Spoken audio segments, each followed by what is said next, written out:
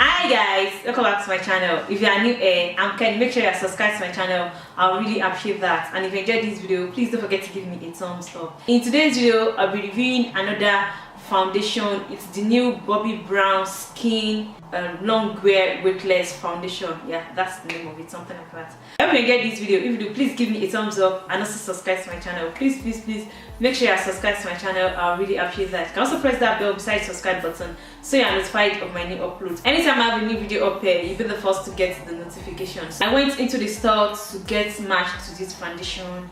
It's the new Bobbi Brown Skin Long Wear Weightless Foundation, and it has an SPF of 15 and the price is £31. I got matched to two shades, the shade 7.5 and the shade 8. The shade 7.5 was a little bit lighter than me, and the shade 8 runs a little bit red when I swatched it on my skin, so you see me use it in this video. So for this foundation, what it claims to do is that it claims to be a long wear foundation with full coverage and natural matte finish that's comfortable, breathable and weightless. So that is the claim for this foundation, and it claims that you can wear it for up to 16 hours. So I'm going to do a little bit of wear test on it, and yeah, so I'll go into the demo now. I'll show you how the foundation wears on my skin, how it blends, the coverage of it. I'll do a little bit of flash photography test, and then I'll do the wear test for it. And I'll tell you some foundations I have in my stash that are from the drugstore that I believe are dupes for this foundation. So let's jump into the demo.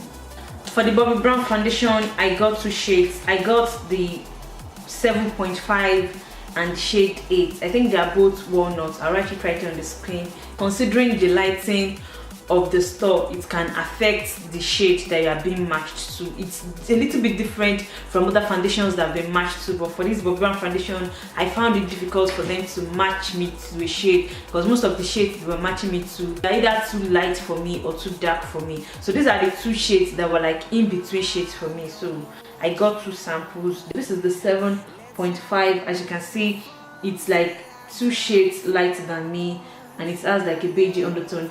And this is the second foundation, 8 walnuts. This shade is like a little bit too red for me. It's even looking more orangey than red as I'm looking at it. So these are the two shades that was matched to in store at two different occasions. So this foundation, I think they have to do well with their shade range and the way they name their shade, considering the fact that the 7.5 and this is 7.5 and this is 8. Just look at the big gap and the big difference between them. I'm using the shade 8, which is walnuts. I think for a foundation with this kind of undertone, I think it's, you know, blending really well with my skin tone. So let's blend it. Something I can say about this foundation is that the consistency of it is thick, so I think I have to work really fast with this foundation so that it doesn't set, because as I'm blending it, it's becoming more difficult for me to blend it as it's staying a little bit longer on my face. So let me just be fast and blend this foundation so it doesn't set and become streaky. As it's becoming drier, it's becoming more difficult for me to blend it. So this foundation is straight up matte. There is no dewiness or anything to it, and I think it matches me. Let me just drop my camera down a little bit. I think it's matched me really well, but it's matte. This thing is pretty matte. I'm even touching it. It's not even transferring onto this brush. This foundation sets pretty easily, which, you know, kind of like it. For a matte foundation, it's not settling in my pores or anything, or settling anywhere. As you can see, it looks pretty flawless and matte. When I say something is matte, I can say this is the most matte foundation I've ever used. I don't have much skin issues, but even at that, it's covered everything. I can see a little bit of my dark spots over here, which if I go in with another layer of the foundation, I know it's going to cover it pretty well, because it's like medium to full coverage. As you can see, it covers really well and it's looking like my skin. It doesn't look as if I'm wearing like a pound of makeup on my face. It looks like my skin. It looks flawless, it looks matte, it looks beautiful. I think that's everything we want in a foundation, especially for us oily girls. I'm using a mattifying primer on my T-zone and it's looking like this. Okay, so this is my face once I finished my makeup. The highlighting and the highlighter, like the powder highlighter and the concealer to highlight under my eyes, all those things really brought everything together. The highlighter and the setting spray I used brought back a little bit of life into it, and it's not looking as matte as it looked when I first applied it. And one thing I can say about this foundation is that it's very, very weightless. I can't even feel it on my skin, and it is transfer proof. As you can see in the demo of it, I was using a brush to kind of scrape it on my hand, on my fingers, and it was not even transferring or anything like that. It sets pretty quickly and it doesn't transfer, and it feels really weightless and matte. So there's a little bit of my dark spots that is peeping through. That is because I don't like building up foundation. Once you build up foundation, there's tendency that it will go up cakey as the day goes by. I just love to wear one layer of it and I'm okay with it for the whole day. I would prefer to use a color corrector then go in with one layer of the foundation than having to build up the foundation for a full coverage. What wows me more in this foundation is my nose area right here. For a matte foundation, it's not even circling in my pores because I have quite visible pores and texture issues right here on my face. So as you can see, it's not emphasizing my pores, it's not emphasizing my texture issues which I usually have around here, and it doesn't settle in my pores. Everything just looked pretty flawless and beautiful, and I can't see any redness to it.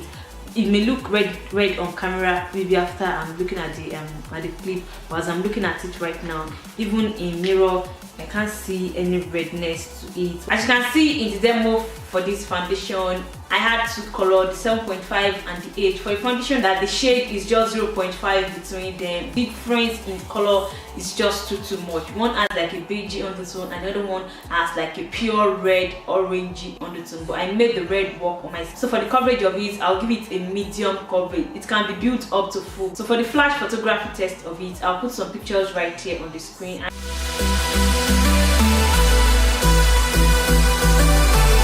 Say this foundation has no flashback in flash photography, which I'm really surprised by. Even the fact that it has SPF of 15. Foundation that I can say it's like a dead on dupe for this foundation.